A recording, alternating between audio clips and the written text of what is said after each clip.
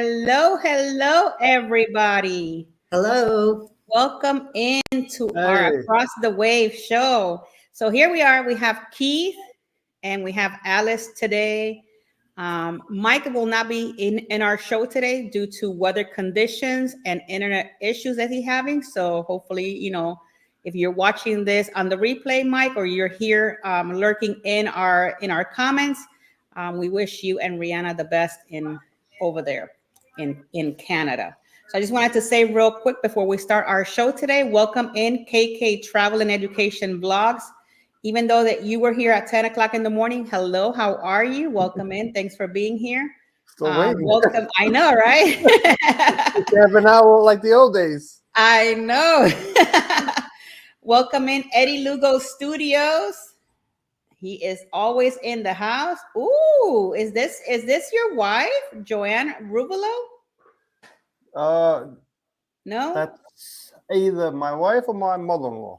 One or Okay. the other. Well, I welcome think that's in. my mother-in-law. Their I think that's mother-in-law. my Well, mother-in-law. welcome in, mother-in-law, into our show tonight.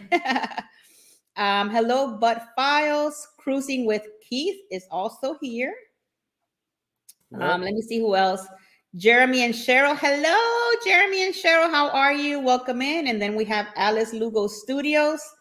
So, guys, today we're going to be talking about the Port of Fort Lauderdale, which is Port Everglades as well. So, why don't we just jump into it? Well, let's go into the introduction of history and let's go see what this whole history is all about. All right. Yep. So, Right. I'll see you guys in a little bit.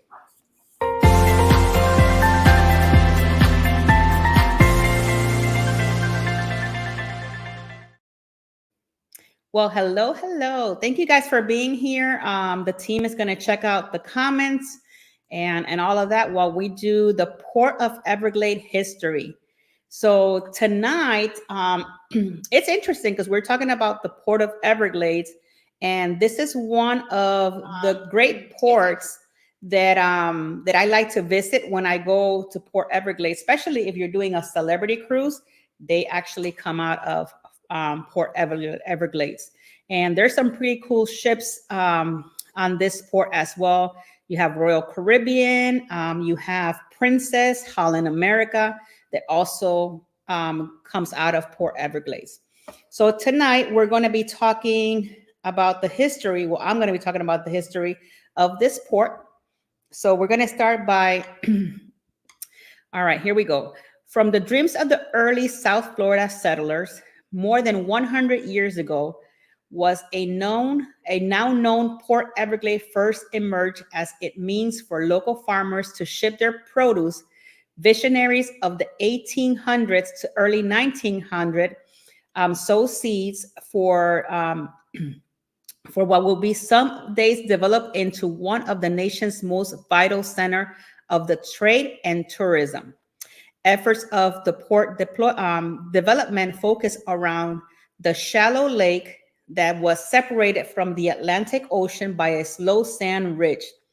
This body of water, known as Lake Mabel or Bay Mabel, was soon to be called Bay Mabel Harbor in 1911, the same year of the Fort Lauderdale official incorporation with William H. Marshall as its first mayor. Members of the Florida Board of Trade passed a resolution calling for a deeper water port so farmers could ship produce to the north and the west. In 1913, Marshall and Frank, who had arrived in 1893 to operate a ferry service and later added a camp and trading post on the banks of the New River. The former of the Fort Lauderdale Harbor Corporation, which eventually opened a New River of the sea for small boats by digging out the Lake Mabel cut. And in the late 1910s, King conducted a service for the Florida East Coast Railway, indicating that Lake Mabel was the ideal site for a rail and harbor operation to enhance the trade with Cuba. That must have been interesting back then.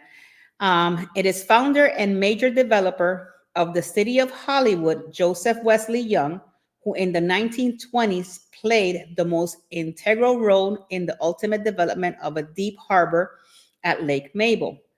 On Christmas Eve of 1924, Young bought 1,440 acres of land adjacent to the lake with a 2.75 million mortgage and had created the Hollywood Harbor Development Corporation. At this time, Hollywood was jumped into coming into existing for Fort Lauderdale and had a fewer than 3,000 residents, all of the Broward County, and population less than 30,000. But Young was convinced a deep harbor with ready ocean access will promote the area's growth and prosperity. In 1925, Young began harbor development at a point having 35 lumberjacks brought from Vermont to clear a mangrove jungle. By the following year, with the nation's in economic crisis, Young, who had become Hollywood mayor, sought the support of Hollywood and Fort Lauderdale in the harbor-bound referenda.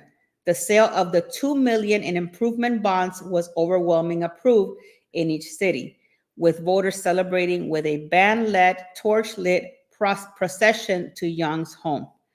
A major hurricane struck South Florida September 18, 1926, killing 243 people and causing damage in today's dollars of more than 1.5 million. This slowed progress in the port and combined with the Florida real estate crash and hard times into which nation's economic was sinking, led to Young's departure from the projected. By 1927, the harbor became a project of financiers and special act of Florida legislature, established in Broward County a port authority. On February 22nd, 1928, with school and businesses closed, some 85% of Broward residents gathered for a harbor dedication event to promote as the wedding of the waters. President Calvin was to press the button at the White House, detonating explosive to remove a rock barrier separating the harbor area from the ocean. By when he pressed the button, nothing happened, and the barrier was removed shortly after and ended in 1928. Some $100,000 a year of cotton produced were passing through the port to Cuba and elsewhere in the Caribbean and Latin America. So I can even imagine, all that happened during that time just to get this port to where it is today. But just so that you guys know, Fort Lauderdale's first airport was dedicated in 1929, the same year that the port project was officially deemed completed, and certificates were obtained for construction of the port railroad link to the FCEC. Also in 1929, the port welcomed its first cargo ship and its first military ship, the USS Antares, carrying personnel of the 2nd Battalion of the Fleet Marine Force.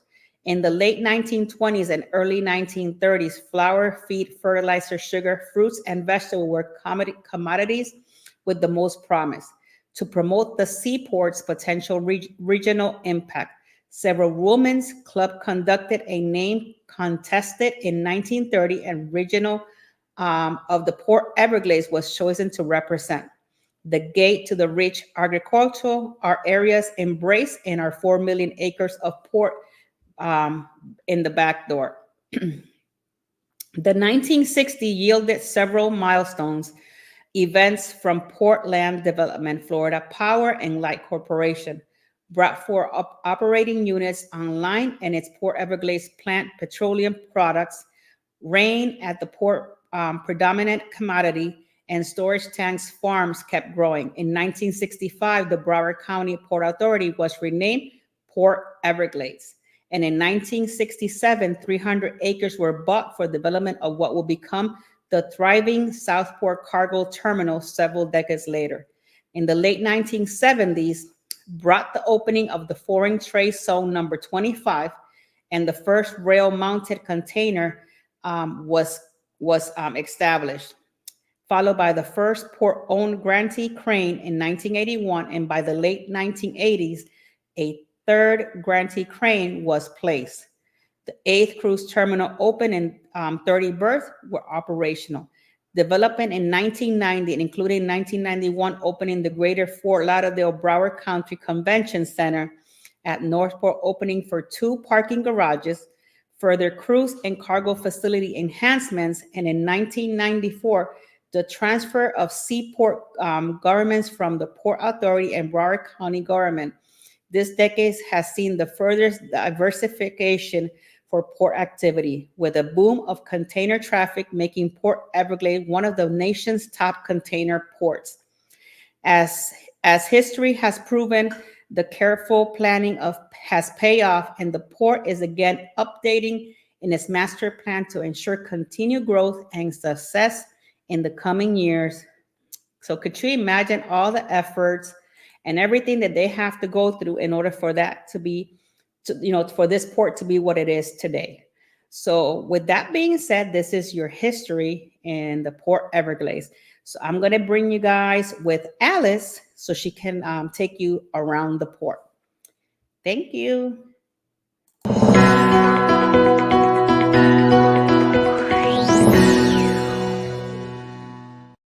Hey, everybody. Hope you're enjoying the history of Fort Lauderdale. And now we're going to talk about things you could do around the port. And first, though, I would like to welcome in a few more people that have joined us. So let's see, we have here Joanne Ruvolo. Sorry if I didn't pronounce your name correctly. Marjorie Ambrosi, Nancy Kowalski, welcome in. Emily, welcome. A Muncie Channel. And Mike and Rihanna, of course, are here.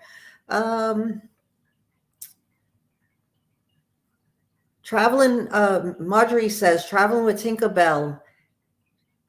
I am traveling to that port on December 14, 2024, because I am booked on the Sun Princess. I hope that we can tell you a few things about it so that you'll be more prepared for when you do go. All right. So the port of Fort Lauderdale is also known as Port Everglades, and it offers everything under the sun, from the Caribbean cruises to world voyages to fast ferry getaways, all from the vacation paradise of Greater Fort Lauderdale. And the location is in South Florida, and its neighboring Caribbean makes it one of the 3 busiest cruise home ports in the world. And some 3.7 million cruise guests are expected in 2024. Each air-conditioned cruise terminal is fully accessible and offers free Wi-Fi, snacks and beverages, machines and restrooms, and comfortable seating. Now, how would you get there? Well, you could drive, you could fly, you could take a train.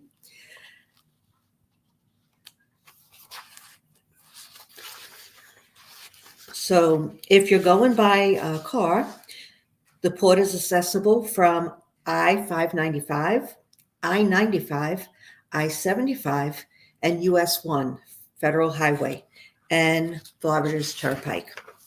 If you're going to fly in, Port Everglades is less than 2 miles from Fort Lauderdale International Airport, and that makes it the closest airport seaport connection nationwide. You could take a taxi from the airport, and the average fare would be $18 to $21. But of course, depending on when you go, it could change. So Marjorie, when you go in December of did you say this year or next year? Anyway, price might be a little bit higher. And you could also do ride shares with Uber or Lyft. And other people might want to rent a car because they really want to explore Fort Lauderdale, because there is so much that it has to offer. So at the airport, you could rent a car, and then the airport does not have courtesy shuttle service from the airport to the port. So that is not an option, at least at this time. They have a Bright Line train. It's an intercity express train service that connects Southeast Florida, including Miami, Fort Lauderdale, and West Palm Beach, and in less than an hour. And the Fort Lauderdale station is close by. And also Brightline's new service to Orlando is just under 3 hours. They also have a Tri-Rail servicing the Tri-County area, which is from Miami-Dade County in the south to Palm Beach County in the north. And the nearest Tri-Rail station is located at Denina Beach area. And the Tri-Rail offers service directly to Miami International Airport. So if you fly into Miami, you could take that. And they have a complimentary shuttle service to Fort Lauderdale Airport. So there's that. And then you could also do Amtrak. And Amtrak provides service in the greater Fort Lauderdale area from a variety of cities across the United States. And there are 2 Amtrak stations that are located near the port. And you could call Amtrak to get information regarding that. We also have bus service available in Broward County Transit, BCT. And the local bus stops just outside of the North Port section of Port Everglades on Southeast 17th Street. And that's just north of the greater Fort Lauderdale Broward County Convention Center. Also, if you're staying at a hotel nearby, you might want to check with them because some of them do have shuttle service. You might have to pay for it. You might have to pre-book your reservations, but that's another option. So when you're looking at hotels, just, ask them that question if they have shuttle service to the from the airport to the hotel, and then from the hotel to the cruise terminal. You never know what you might find out. When you get to the cruise terminal, Fort Everglades and is like one side, and they have like 4 terminals, and then a little bit over to the other side is the Fort Lauderdale part of. They have about 6 or 7 terminals. So it's all within that area. You must be 18 years old or older to enter the cruise terminals. And you must present a government-issued photo ID, such as a driver's license or passport, as well as your cruise documents. You don't have to be 18 or older. I'm sorry, I misstated that. Of course, little kids could go on a cruise. But if you're 18 or older, you must present this identification, okay? You're not allowed to bring any weapons inside the terminal. And of course, you can't bring weapons on the ship. So make sure that you look at the porteverglades.net and cruising security for more information. Do not put your travel documents inside your checked luggage because you will need it multiple times once you're in that terminal. So the day of departure, when you're embarking onto a cruise, please wait until your assigned check-in time to board, and enter into the terminal. If you go early, if you have a check-in time at like 12 o'clock and you want to go there at 10 in the morning, you know what's going to happen? You're going to have to wait until at least 12, maybe 12:30 to get onto that ship because they're going to take the people that are scheduled for 10 o'clock in the morning. They're going to go first. And you're waiting for people to come off the ship before they can start boarding the ship. So if you have a later time, don't go at the early morning time. Leave that for the people that actually have that time. And attach luggage tags provided by your cruise line to your checked luggage. I also put it on my carry-on bag just in case I happen to lose it. I want to make sure that that carry-on bag makes it to my room. So, put those ID badges onto it, and that way everything will be in order and you'll get your bags a whole lot quicker. I also recommend putting your name and address on the inside of your luggage as well, in case the tag falls off. You can, someone finds it, they open it up, they know exactly who it belongs to. If you arrive by car yourself and you're going to go then park that car, hopefully you're with somebody and you could drop your passenger off with all the luggage. If you're by yourself, well, you're actually going to drop it off with the porter at the cruise. And that way you don't have to bring all your luggage from the parking garage and now walk all the way to the terminal where you enter in with all your luggage in hand. Just have your carry-on luggage. And keep like I said, all your identification with you, the cruise documents. Also keep your medications with you in your carry-on. You don't want to put that in checked baggage. And any valuable items, your cameras, anything that has value. If you're bringing expensive jewelry or something and you're not wearing it, keep it with you. You don't want to put expensive things into your checked luggage. And also check with your cruise line for carry-on beverages. Not every single cruise line is going to let you bring in that stuff. At the Port Everglades, Fort Lauderdale cruise terminals, they do have elevators available for passengers with mobility issues. And if you have heavy bags because you didn't want to leave it with the porter, you want your stuff right away or whatever, and you're going to carry your bags on and they're bulky or whatever, you can use those elevators as well. Okay, and your carry-on baggage will be screened at this port. And there's no restrictions for carry-on liquids and gels. So if you have a full-size shampoo, conditioner, you can bring that full size. But why bring it all if you don't need it? Put it in a small little, they have the small 3-ounce travel bottles. Fill it up there and do that. So, Tinkerbell, can you bring up my slides now, please? Okay, so here's a picture of Port Everglades, Fort Lauderdale, Florida. And so here I'm showing you the airport and how close it is to the 2 cruise ship terminals. Port Everglades is up on the top star, and then the lowest star is the Fort Lauderdale. I'm getting mixed up with my ports and my forts. Anyway, so that's the distance. Like they said, it's 2 to 3 miles distance. And you can see there's a lot of cruise ships in this picture here.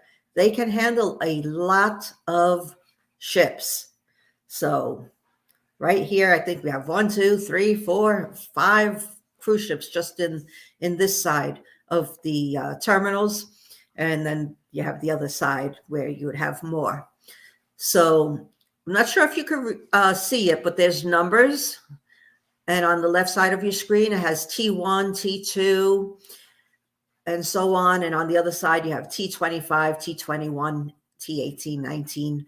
Those are the different terminals that they have at these 2 cruise ports.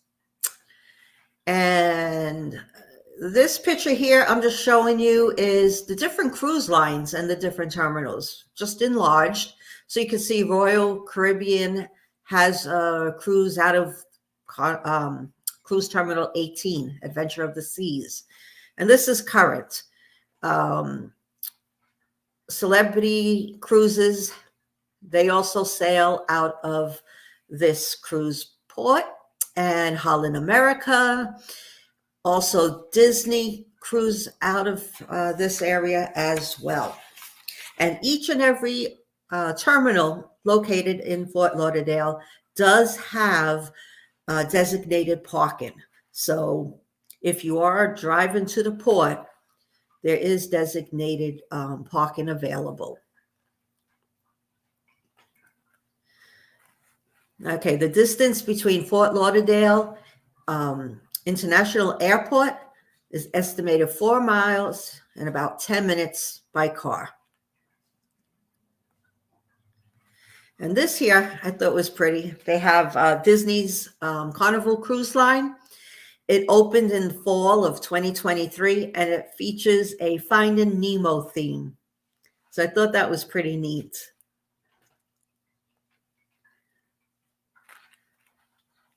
Oh, and Eddie says the port looks nothing like it did back in the 80s. This here is Cruise Terminal 18. And each terminal just looks so different. Here's one of the parking garages that they have. Like I said, they do have them on site. Cruise Terminal 25 is primarily used by Celebrity Cruises for their most innovative ships like the Celebrity Edge, Celebrity Apex, and Celebrity Beyond. And in Cruise Terminal 25, this is one of the pictures that they had there. I thought it was very pretty. It's called Exuberance, and it's by Alice Aycock.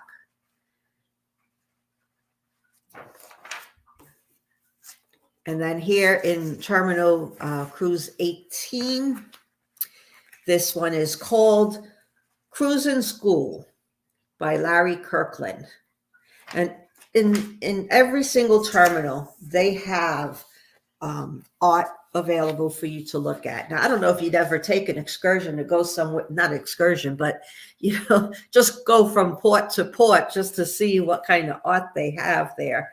You might have to book a different cruise each time just to go to the different terminals.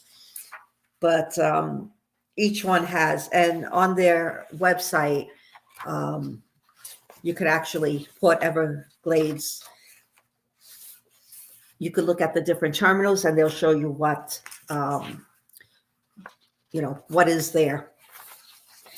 Like I said, parking is available at every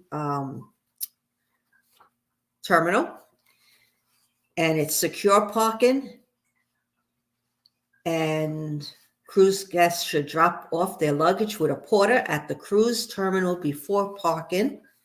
The maximum daily parking fee is $20, and it includes taxes. And they have contactless garage entrance. So you take the parking ticket with you when you're boarding your ship, so you can pay for parking prior to returning to your car. Parking is within walking distance to most terminals. So don't leave the parking receipt on your dashboard, because that's just extra steps for you. You have to walk all the way back to your car, get the receipt, just to come all the way back to the kiosk to pay for your parking. They don't want you to do that. They want you to take that parking receipt with you.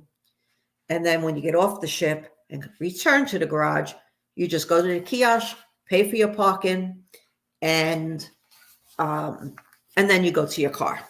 Okay. They do have complimentary shuttle service between Palm Garage and Cruise Terminal 29.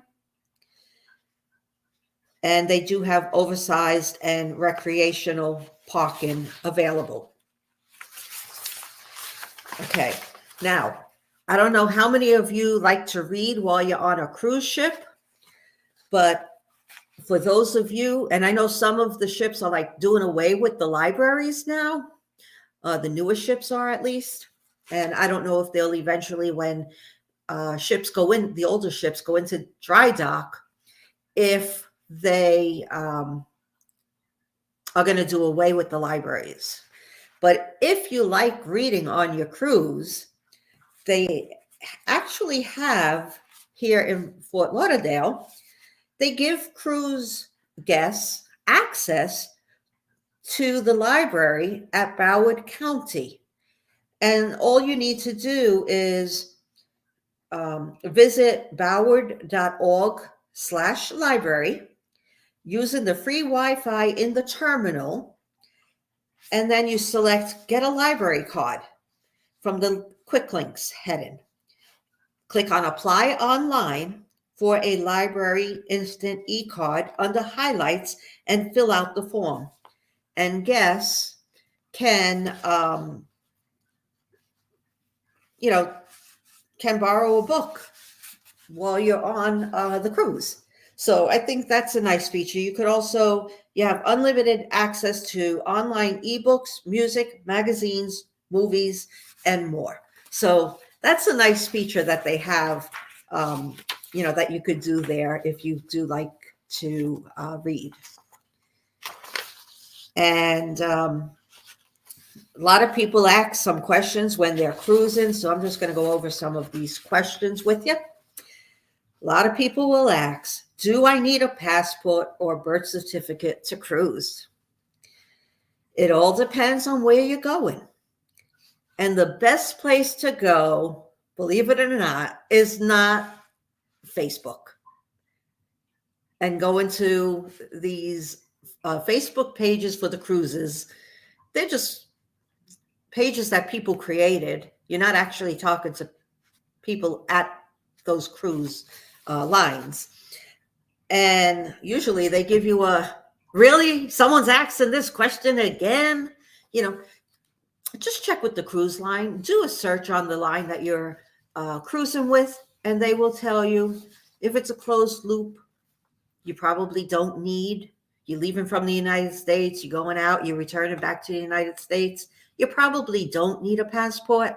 But let me tell you, at Fort Lauderdale's and many other cruise terminals, they have a quick and easy way for you to get in and out when you're departing. You have to go through customs, and you have to, show your your passport, and then your birth certificate if you don't have a passport. And so now what a lot of these terminals are doing is they have a camera. And if you have a passport, all you have to do is walk up to that camera, put your face in it. It recognizes you. You're on your way. But if you don't have your passport, you're going to have to go on another line, and it's usually a very long line, and you have to show your documents, a US ID card and, birth certificate and other things. So, passports are $110, $10 a year, because it lasts for 10 years, that passport. Just get the passport, put the money aside. If you're able to afford a cruise, you should be able to afford a passport. Other things you might want to know is, when you are leaving, just have your documents ready in your hand. And then there's if you're having someone come pick you up, there's a cell phone waiting area that's available for them. And there's also a cell phone lot north of Terminal 18, and drivers are asked to wait until the entire party has claimed their luggage and cleared customs before driving to the terminal for pickup. So even if you're taking Uber or Lyft, if you have a few people that are with you, wait until you're all together, you know where you're going to be, and then call the Uber or Lyft or the person that's picking you up at the airport, if it's a family or friend, and just let them know where you're at. And then they just pull right in, they get you in, get the luggage in, and you're on your way. So, don't be standing around waiting for someone and the car comes up and now you have to, wait, we're waiting for so-and-so to get their luggage. They don't want that. They might tell that car to just go around again. Okay. So just be prepared. A Muncie Travel says on NCL, the birth certificate line was faster, probably because only a handful of us used the line. Okay, well, Muncie Travel, you got lucky then. I know our last cruise for in October, our line was a lot quicker. So I'm glad that, and again, sometimes not all of the terminals have the camera either. So that might be it too, where they actually have to look at the passports. So it all depends. But the places that have the cameras, those you can actually just walk up to, show your face and go. But yeah, there's a lot of people that do have their passports. And so, it might be longer. Okay, well, that's what I have for you around the port of Fort Lauderdale. And now we'll go on to Keith.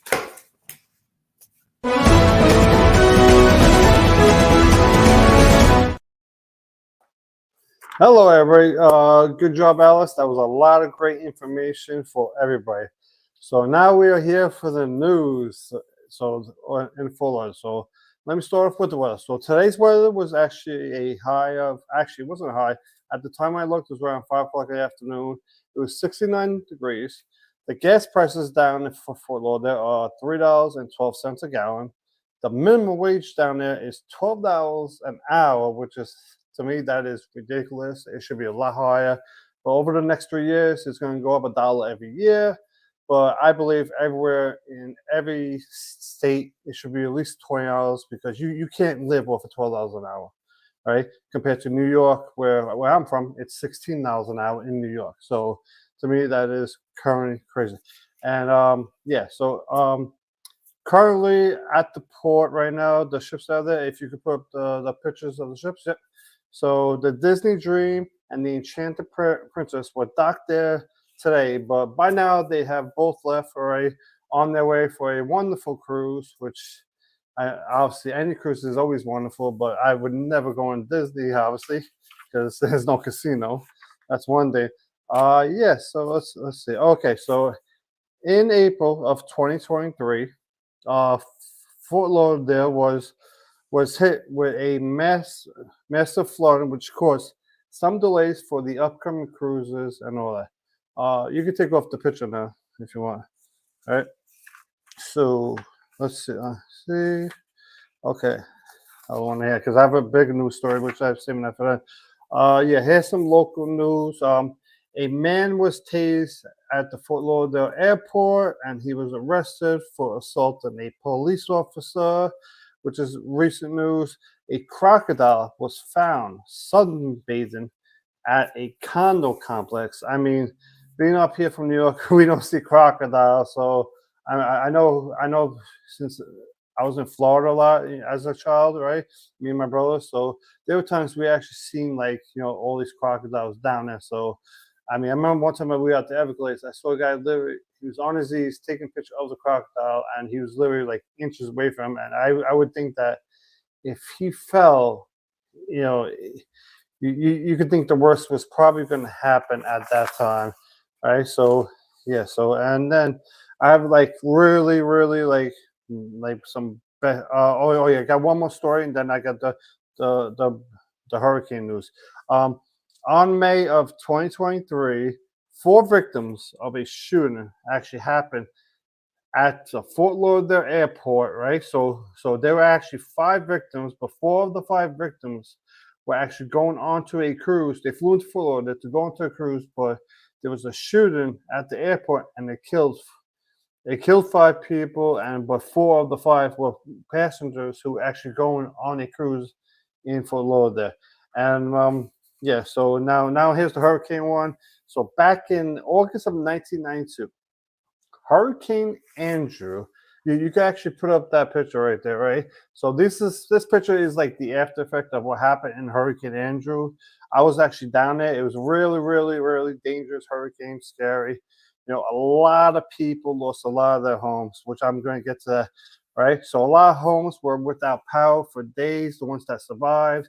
When I say days, I remember being down there. We had no power for a week, and this is in August in Florida. So you're talking about 90 to 100-degree weather, and any type of food you had to buy, you had to put ice on and milk, all that, just to keep it cold to have it. And you had to spend. Obviously, I was a child, so I wasn't spending the money, but my father was, and you had to spend a lot of money and just on the minor stuff like that. But the crazy thing is, the really sad part is that there were 63,500 homes that were actually just destroyed. That this storm destroyed all of Southeast Florida, and especially in that region over there, a lot of homes were destroyed, and there were 124,000 homes that got damages. And the cost of all these damages that happened there was $27.3 billion. Now that's $27.3 billion back in 1992. So if this was right now, this would cost them 57 billion. Actually, in as of 2022. So now it would probably cost a little bit more. And there was a total of 65 people that died in this hurricane. So a hurricane is something that, obviously people, a lot of us up here from the north don't understand how dangerous these hurricanes can be, especially these really, really, really strong ones. And it's not safe down there. And especially during those bad hurricanes. I mean, obviously up here we did get hit with like the Hurricane Sandy, but in New York years ago, where we had the issues of trying to get gas and all that, but that hurricane was nothing compared to Hurricane Andrew, because Hurricane Andrew was probably one of the worst hurricanes that I've seen in the United States, maybe minus the one that hit the New Orleans, which when New Orleans got destroyed over there. So during our lifetime, that might have been like the two worst that I've seen hit the South, the South. What am I talking? Okay, so yeah, I did a quick review on some excursions. So I actually did it. I literally just did it right now. So there are some things that you can actually do down there. So there is a Hollywood Beach, which is actually a really beautiful beach. Got a lot of hotels over there. This is something I actually did as a child. It's called the Everglades Airboat Tour. So it says it's like $65 per person. I mean, I'm assuming it's a little bit better now. I mean, as a child, it kind of freaked me out a little bit being on the airboat tour where the driver had a shotgun and he was missing like a pinky. He said the crocodile ate his pinky off, and he's like, "Hey, I'm here to protect all you." So, and that kind of freaked me out as a child over there. And there's also a lot of like go-kart places down there. You can always get the jet ski and the boat rentals. They do have some sightseeing tours, which is $30 a person. If you like to gamble, there's always Seminole Hard Rock Casino. So you can always go there. You can play the slots, the table, play the slots. I'm not sure if they have tables there, so I haven't been there since almost like 15, 20 years. So last time I've been there, they had poker tables. So I think by now they probably actually have like live tables there if they have the poker table by there. A lot of beaches down there, and then there's a lot of good restaurants, especially by the beach over there, and the nightlife. There's a really, really good nightlife there, because I remember I used to go out to, like, when I was younger, to like the bars and sometimes the club. If you're into like scuba diving, that's snorkeling. If you're into snorkeling, I remember as a child, I used to go snorkeling to Red Reef, which is actually in Boca, so it's not far from Fort Lauderdale. So yeah, so these are some things that I just wrote out quick. So because I've been down there, I was there like every summer as a child, so I know there were a lot of places that were fun. So there is a lot of stuff to do over there that you may not think there is, but there is. Okay. And yeah, let me toss this over to Tinkerbell, and we can all come back and say hello to everybody. Hello. Hey. That is awesome, though. Yeah. Thank you for helping out with that part. I too was, while you guys were doing your segments, I was also looking for excursions. that was that's what I was doing the whole time. I was like literally looking back and forth. I was like, oh, I gotta take a look at this quick. They also have a helicopter tour. Yeah.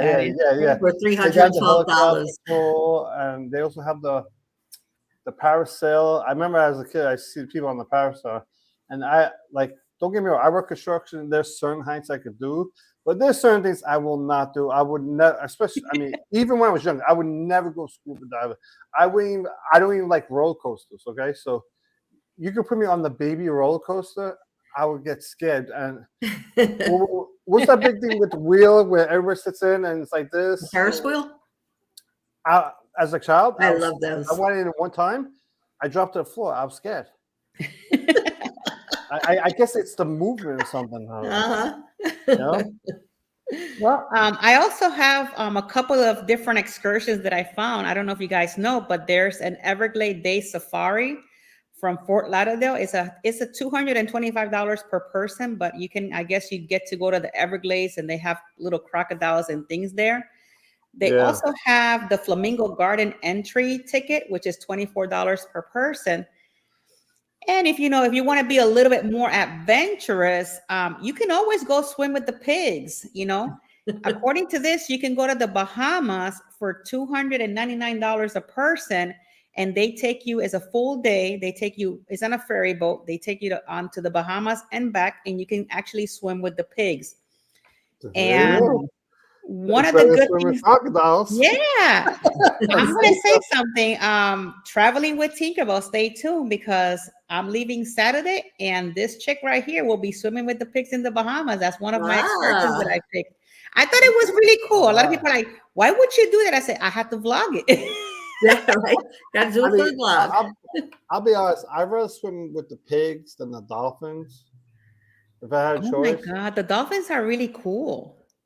Yeah. I mean, to me, I look at that excursion when we swim with dolphins. I honestly feel like it's worthless. It's way. I also feel like it's way overpriced. It is. That's I the did one it thing I always feel. I did it in Punta Cana, and when I went on a cruise with my daughter, and it was really cool because you see the dolphin going really fast, and then she's like, just put your hands, and when he comes, just grab his fin and he'll take you away. It was really cool to do that. I don't think the dolphin might not want me to jump on board. He might be. I might have two of them come at me. Yeah. But my daughter and I will be going to Great Stirrup Cay, which is New Regent's private island.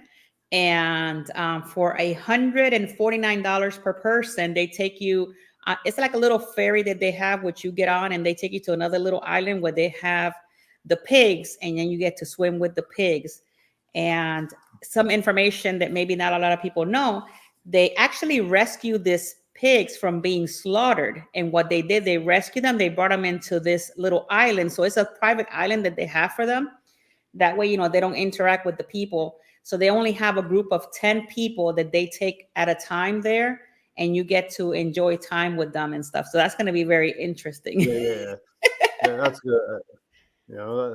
I mean, cruising's fun. There's a lot of things that people don't realize. Like, you can spend so much money on excursions without even realizing it. Like, okay, for example, I have a cruise coming up in May, right? So, which you've already done that whole thing recently, which is 4 ports.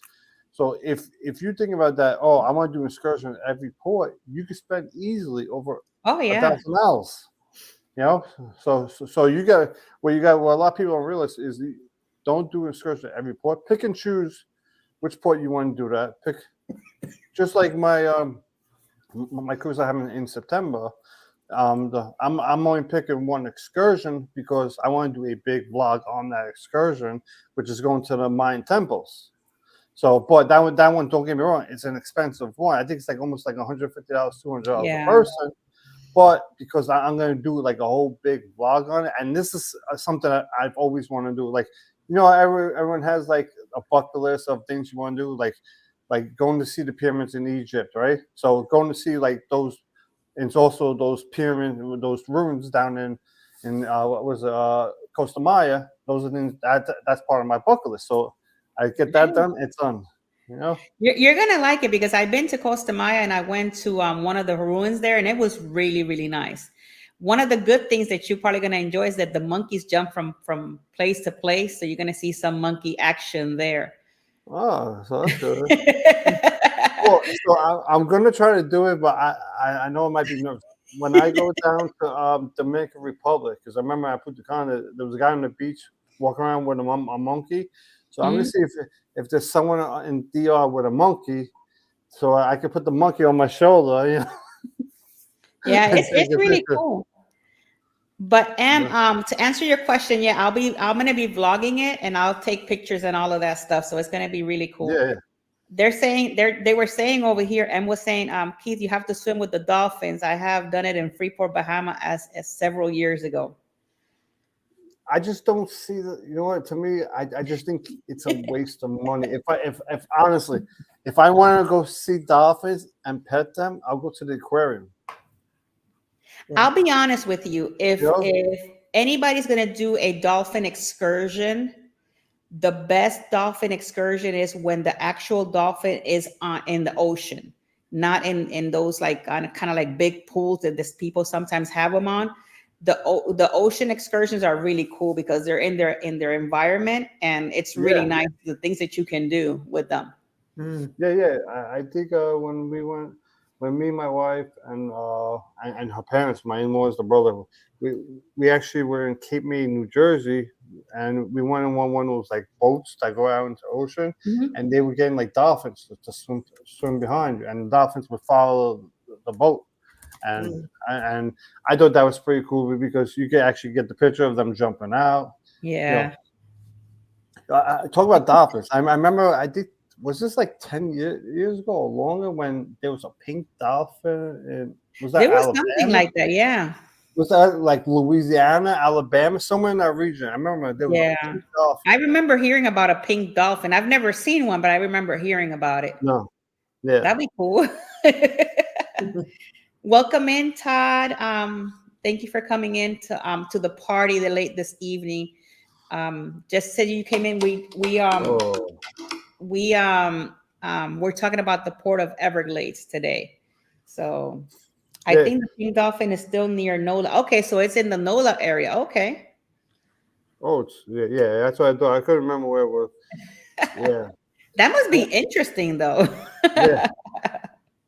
Another time, I remember when we were kids. Me and my brothers, we went to Fort Myers, right? Which is like 3 hours, what's that, west of Fort Lauderdale. So we went to Fort Myers, and some lady runs out of the water running. She starts screaming shark, but it wasn't a shark. It was a dolphin. That was, you know, that is something that can happen.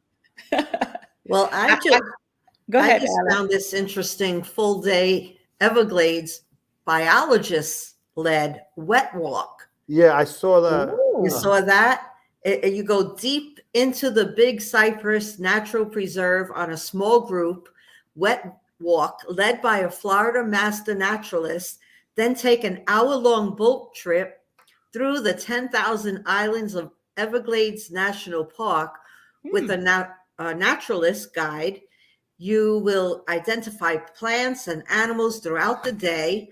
You'll watch for rare orchids and other things I can't pronounce, manatees, dolphins, Yeah, the different manatees. birds in the Florida's vast swamps, and also embark on a 1 hour airboat trip way out in the real Everglades with stops at Native American tree island villages. And then you have lunch, and other eco and cultural experiences are also included. And the full day tour includes transport from Greater Fort Lauderdale and Miami, making it a great way to explore Florida's fascinating ecosystems, even with limited time. And that is $339. And you visit a Big Cypress Natural Preserve and the Everglades, swamp walk under a canopy of cypress trees, see Florida's wildlife and native habitat, eat a local lunch in Everglades City, boat tours of the 10,000 islands, and it includes all entrance fees. So that sounds pretty That sounds very interesting. pretty interesting to really get in there. It, And you see it them is walking with interesting, they but give them pants to put on so that they yeah, don't get all yucky How dirty. long? How long is that yeah. excursion, Alice? It says 9 hours approximately. Ooh, So if that's you're a there cool like day. the day before the cruise, or you're just going to Yeah. Fort Lauderdale, you're just going there Right. to visit for a while. That's the Yeah. thing that you could do But if you have that kind I of would money. get worried that there might be some crocodiles coming at me. Ah, I'm sure they bring you where it's safe, but Yeah, obviously. that's It's interesting. probably going to be in the area where the water is like too low for the crocodiles to where they go. That is I very guess it's interesting. crocodiles, That's some good alligators, I don't excursion know. though. Mm-hmm. Yeah. Especially I Yeah. live over here in Florida. I could just swing by over there and check it out. Yes. We'll One thing call I it the, remember we'll about call the it the Alice Everglades, excursion.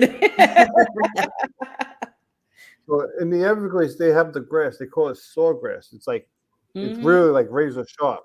If you Yeah. slide your hand on it, you're going to cut your hand. Mhm. I remember that. I was like, Look, Miss Mariah says, I love cruises. We love cruises too. We're with you on that one. You're to the right place. And please do not forget to subscribe to all of us if you haven't yet. That's Everyone right. here, and hit the like button. Yeah, check I out am 3 away Cruising from with Keith. 800. So, How many? 3 away. I got 797 right now. Well, there you guys have it. Trying. If you guys have not subscribed to Cruising with Keith, go check him out. He got 3 more people. If we have 3 people over here that can go over there right now, well, and then you can come back, real quick. Go subscribe so we can say he got it to 800 while he was on across the way. Mhm. Yeah. And I have 67 subscribers, so I need 3 more for Oh, 70. yeah, they're awesome. And I Hey, did get we're a getting, subscriber. it's I got a growing. subscriber tonight because I had 66 before the show. Now Panda Nation is 67. growing. That's good. Yeah. I mean, We appreciate remember- all your support. Mhm. I remember Everybody that's when watching. I first started my channel, I did the research on how long it says to do 100, and it says your first 100 usually takes about 2 to 3 months. Keith, we have an Yeah. announcement here for you. Will you be cruising, no. ziplining with me? If I go to zip line, the whole zip line is gonna fall down. No, because they got zip lines for everybody. You know that, right? I exceed the weight limit. I don't think it's gonna hold 300 pounds. A lot of them are usually like 200, 250. That's funny. When I went to San Juan, I did the Beast zip lining, which is like a mile long. They have a mile and a 2 mile, which is the monster. I did the Beast, and that was really cool to do. Go like Superman, you're flying. So I actually have, I have those. This is before my YouTube time. I have a lot of videos back in the time since I've been cruising. And I might be putting some vlogs out there from back in the time when I had all those videos. Cool. Bill's But here. yeah, guys, go to Cruising with Keith. Keith, how many you have now? Check it out. Maybe we have 800 already. 797. Still Oh, there. So that's Maybe all right. I know we have to have a party when Alice hits 100. Yeah. I mean, I'm getting there. Like, I'm at 797. My watch hour is over 20. They just barely over 2,600 now, so it's going. Trying. I'm hoping by like April, I'm like fully monetized. Hopefully, but I mean, it's a lot of work because every day I'm doing cruise news, Yeah. and I'm always like looking up stories left and right. Yeah, that's true. So, Look, Taz saying hi again to Scott. Let me see. He's saying hi again. Anybody also hard to type while being on an exercise bike. But at least you're here and you're hearing it. So thank you so much for being here, everybody. yeah, definitely. We appreciate all of your support, for coming Yes. in and spending some time with us here tonight on Across the Wave. Do you guys have any announcements that you guys want to do? Well, I got my. Go ahead, Alice. I'll be going on my cruise next week, and I know Tinkerbell's going on her cruise this week. This Saturday. This Saturday. So next week on the 24th, Tinkerbell is going to be going live from the ship From Norwegian Escape. For Across the Waves. Right. Right. It's one of my favorite ships. I know. So yeah, next this Saturday I'll be taking a group. We're going to be going on the Norwegian Escape, and I'll be coming in live on, I think my Tuesday show. It might be a little earlier because I have a dinner like at 7:30. So it might be a little earlier, maybe 5 or I think maybe between 5 and 6, depending. And then we're going to have our regular Across the Way show at 8 o'clock on Wednesday of next week. And it's going to be live from the Norwegian Escape. We're going to do a walkthrough. I also have an announcement for those of you guys that don't know. I became a second-time grandmother on Friday of a beautiful baby girl. Her name is Madeline Clark. She was 7 pounds 5 ounces. So my mom and daughter are now home, so everybody's doing good. Also, I have another announcement. I do have a group cruise on the Carnival Celebration on October 20, 2025. So if you guys are interested, on joining the first ever Traveling with Tinkerbell group cruise, give me a call. I'll put in all the information down in the bottom. And also, if I'm not mistaken, I think Alice and Eddie Lugo Studios have the Boost Cruise 2.0. You're still, if you still want to come and join all of us, except Keith, because he's not coming along. We've been trying. I can't. But if you want to come and join Alice Lugo and Eddie Lugo Studios, get with Ocean to Ocean Travel, and you can pick up your cabin with them and join all of us, because it's going to be a lot of fun on our group cruise, which is the Boost, the 2.0 Boost Cruise. So, and the group T-shirts are available now to purchase. Well, there you have it. So make sure that, you guys, we have a lot of great things coming down the road. So hopefully you guys will be a part of that. This is something that we all enjoy doing for you guys, coming out, and bringing you this kind of content. Hopefully you guys are enjoying it and liking it. And hopefully, we keep growing. So hopefully, Keith, let us know when you hit 800, put it all over the places so we can all congratulate I will. Oh yeah, and before it's time, Friday I have my live at 7 p.m. I'm gonna be having Carnival Cruise Addicts. They're gonna be on my live on Friday. Awesome. So there you guys have it. So we have a lot of stuff going on. If you're part of any of our channels, come say hello when we're on live. And if you still are not part of one of our channels, go check Cruising with Keith, Alice Lugo Studios, also Mike and Rihanna's Adventure. He is also part of our group. He's not here today because of weather and internet issues. So go check them out, give them a love from all of us as well. So I'm hoping to see you guys again next week. And thank you so much for being here today. We love you all to the moon and back. Anybody else want to say anything else? You guys are all good? Yeah. Yeah, that's it. All righty. So another episode down. Woo! All right. Well, I see you guys. I'll see you guys next Tuesday across the wave on Wednesday. And toodles. Bye-bye. See you next week. See you all next week.